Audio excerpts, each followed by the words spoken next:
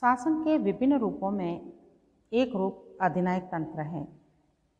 अधिनायक तंत्र में भी राजतंत्र की तरह संप्रभुता एक ही व्यक्ति में निहित होती है और शासन कार्य व्यक्ति की इच्छा अनुसार ही चलता है।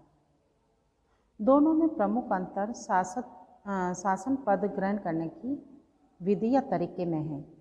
जहाँ राजतंत्र में शासक जो होता है वो वंशानुक्रम में पद को ग्रहण करता है, प्राप्त करता है, वहीं अधिनायक तंत्र में निर्वाचन, सैनिक योग्यता या विशेष राजनीतिक समुदाय का नेता होने के आधार पर व्यक्ति शासन का नेतृत्व करता है।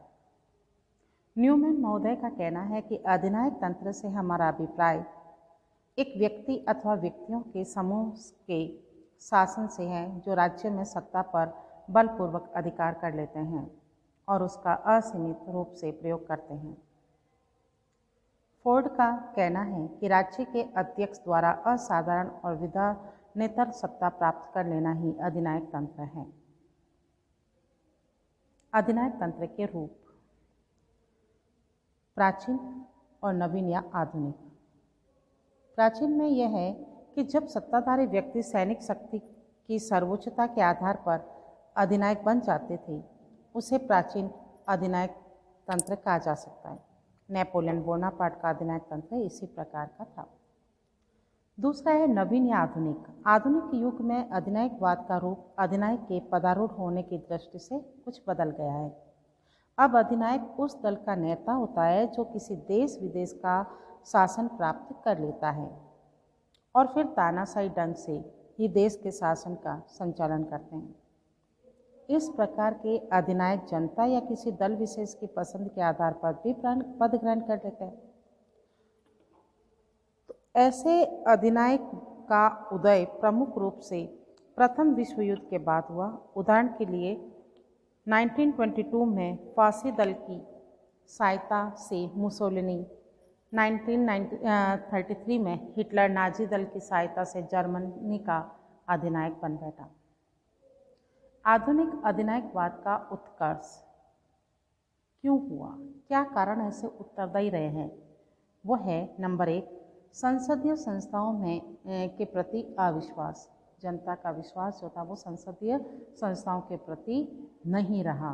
वर्साई की संधि की शर्तों का कठोर होना, प्रजातंत्र का अभाव व कई देशों में प्रजातंत्र का नया अनुभव, आर्थिक आत्मनिर्भरता की नीति का प्रतिपादन, आर्थिक संकट, राष्ट्रसंघ की असफलता और प्रजातंत्र एक भ्रम के रूप में और अधिनायकवाद एक वास्तविकता के रूप में अपनी छवि बना ली। तो ऐसे कारण हमने देखे हैं, वो उत्तरदायी रहे हैं आधुनिक अधिनायकवाद के। इसके जो प्रमुख लक्षण हैं वो हैं, न्यूमैन के अनुसार अधिनायकवादी राज्य के 5 लक्षण माने हैं। नंबर 1, यह पुलिस राज्य होता है। नंबर 2, इसमें शक्तियों का केंद्रीकरण होता है।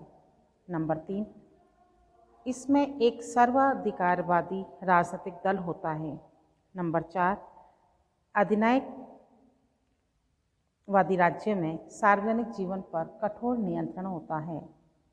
और नंबर 5, यह नागरिकों में भय उत्पन्न करने में विश्वास करता है। इसके साथ ही हम अन्य विचारकों ने जो अपने विचार दिए हैं वो भी देखेंगे।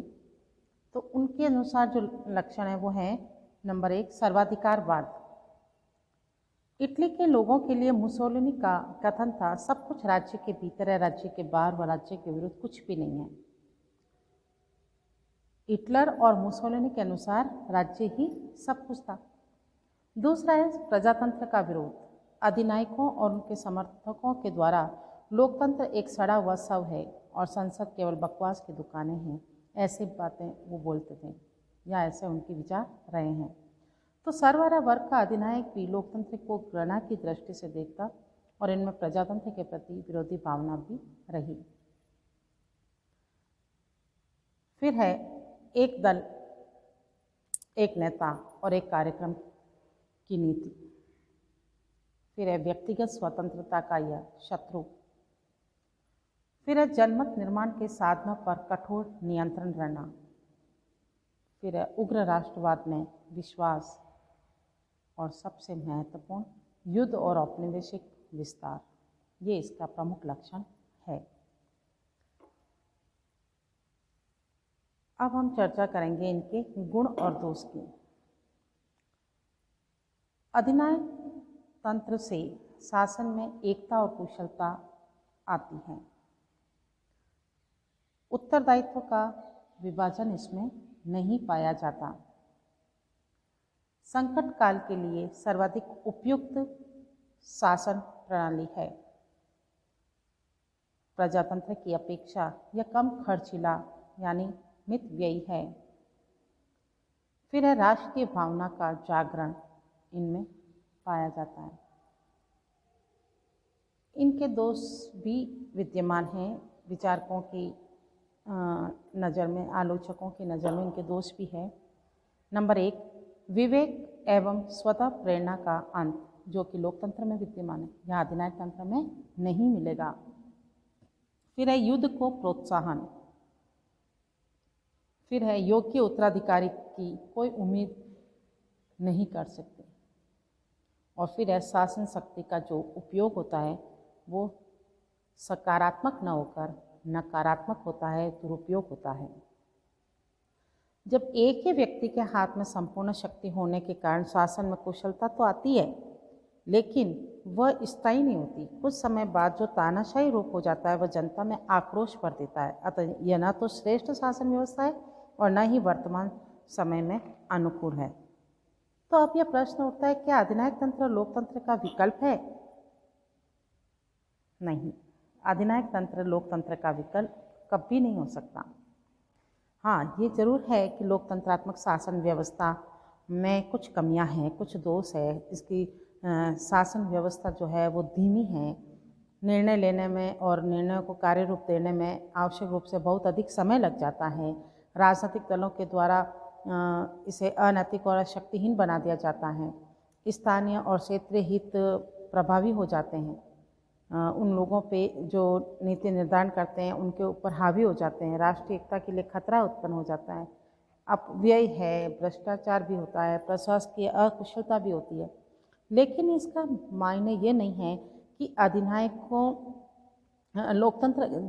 मायने यह नहीं है कि लोकतंत्र के स्थान पर हम अधिनायकवाद को अपनाने की आवश्यकता रखें। आवश्यकता लोकतंत्र में सुधार करने की है।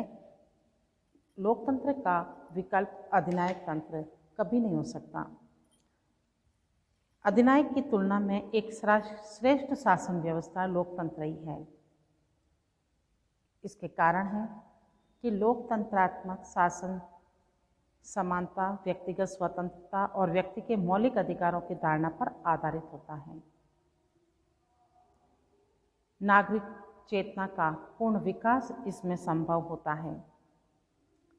लोकतंत्रात्मक शासन व्यवस्था जनता के प्रति उत्तरदायी होती है और इसके अंतर्गत शासक वर्ग को सीमित शक्तियां प्राप्त होती हैं।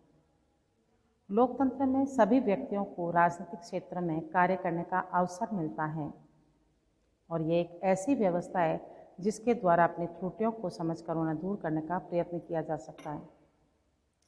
लोकतंत्र उदार राष्ट्रवाद में विश्वास करता है, जो अपने साथ साथ अन्य देशों के विकास को भी ध्यान में रखते हुए अंतर्राष्ट्रीयवाद, विश्व शांति और विश्व बंधुत्व का मार्ग प्रशस्त करता है। लोकतंत्र परिवर्तनशील होता है, अतः काल और परिस्थितियों के अनुसार इसमें परिवर्तन होता रहता है। इस कारण लोकतंत्र बदलती हुई परिस्थितियों का बहुत अच्छे प्रकार से सामना कर सकता है। और जहाँ तक कार्यकुशलता का संबंध है, तो लोकतंत्र से अधिक कार्यकुशल शासन हो ही नहीं सकता।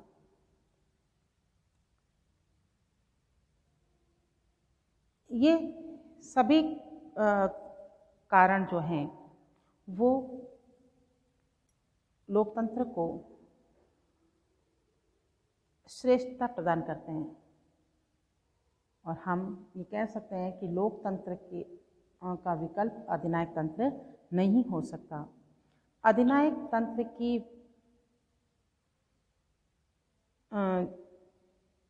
जो बात है वो यह है कि